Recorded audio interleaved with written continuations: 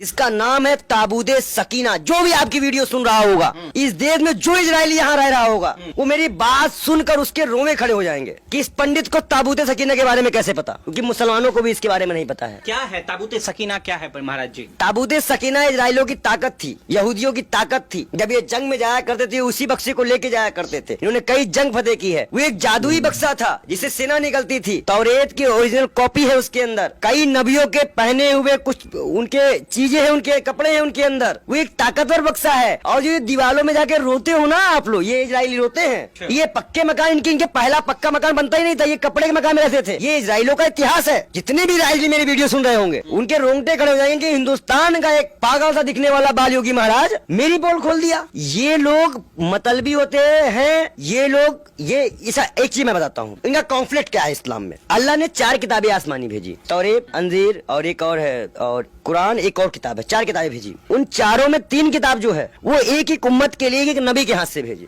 वो उसी उम्मत के लिए थी और उसी के लिए थी। लेकिन जो लास्ट पैगंबर हजरत मोहम्मद साहब आए, उनको जो कुरान मिली वो पूरे इस्लाम के लिए थी, पूरे उम्मत के लिए थी।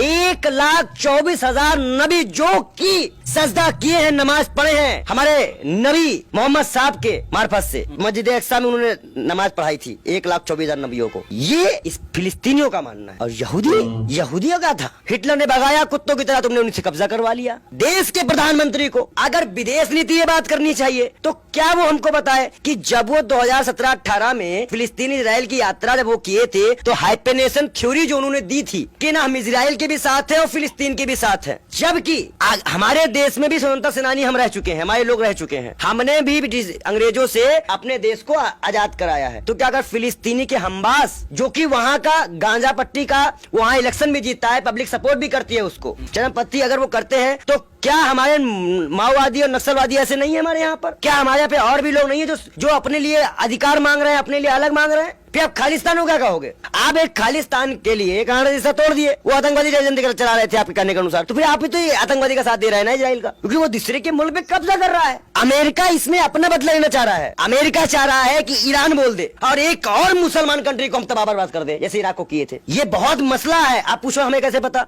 कैसे पता? यूपीएससी स्टूडेंट है हम। मोदी की तरह अनपंग उठा नहीं है, योगी जी की तरह घंटी नहीं बजाते, नहीं करते हम। इसलिए मैंने आपको जो रिपोर्ट दी उसमें इजराइलियों को भी शामिल किया। अब आते हैं इजराइलियों के इतिहास पे, और मैं आपको अच्छी बात बता दूं। जैसे मान लीजिए हम सब हिंदू हैं, आपके कुल देवता अलग होंगे, हमारे कुल देवता अलग होंगे, किसी के अलग होंगे। क्या मैं अपने कुल देवता के पास जाऊंगा तो क्या आप हमें खड़े होकर वहां से लात मार के भगा देंगे? जबकि हमारे पूर्वज, हमारे धर्म का एक ही है, अल्लाह। जब फिलिस्तीनी मस्जिद अक्सा में जाते थे, आज उनको क्या किया गया? बताया आपको क्या किया गया? आज आपने बम ब्लास्ट कर दिया। इससे पहले आप मस्जिदों में हमला करते थे। तो मस्जिदों पे हमला करने वाले आप इस्लाम में कैसे मानने वाले हो सकते हो? जबकि इस्लाम कहता है, ये कुरान कहती है, ये कुरान कहती है कि एक इंसान का कत्ल पूरी इंसानियत का, इस्लाम का कत्ल है अगर कोई बेकसूर मारा जाए। आज आपके बम ब्लास्ट में आप लड़ाकुओं से नहीं लड़ रहे हो, हमास से नहीं लड़ रहे हो, आप आवाम से लड़ रहे हो। आप आवाम पे बम गोले चला रहे हो, आम लोगों को मार रहे हो, उसमें बच्चे तबाह हो रहे हैं, मर रहे हैं। अब भारत ने कभी ऐसे युद्धों का समर्थन नहीं किया, लेकिन मोदी जी तो कर रहे हैं। इतिहास है इस देश के प्रधानमंत्री के लिए। हमारा देश उस वक्त से लेके आज तक, याद करिए, जब हथियारों की ओर यूएसए और यूसीआर का चल रहा था, तब नॉन निरामन मूवमेंट बनाकर हमने कहा था नाम यूएसए का साथ देंगे, नाम यूएसआर का साथ देंगे।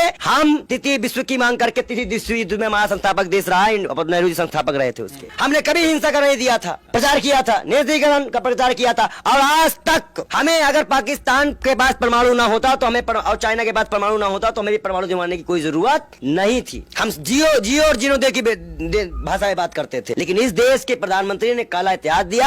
आज अगर वो मानते हैं तो क्या 40 करोड़ मुसलमान की आस्था इजरायलियों से बड़ी हो गई? 40 करोड़ लोगों की जिन्होंने अल्लाह और कुरान की बात करके मोदी जी मस्जिद में जाके बोलते थे, क्या उनसे बड़े हो गए इजरायली? क्या नरेंद्र मोदी अल्लाह से बड़े मानते हैं इजराइल को? ये मेरे भी तो सवाल ही, मेरा नहीं, आम मुसलमान का सवाल है। कहा जा रहा है कि इजराइल पर मोदी जी पे सवाल करिए ना आप। अगर मोदी जी ने ये फैसला दिया है तो उन्होंने क्या सोच के दिया? देखिए, कहीं ना कहीं ये चुनावी तौर पे समर्थन है इजराइल का, राजनीतिक और विदेश नीति देख के नहीं है। पहली बात, कहीं ना कहीं मुझे एक बात का एहसास तो है, और मैं बहुत बस ये जानिए कि मेरी कुछ मैं बोल नहीं सकता इस पे, लेकिन इतना जरूर कहूंगा कि इस देश के प्रधानमंत्री ने नरसंहारों की लिस्ट में इंडिया को जोड़ दिया।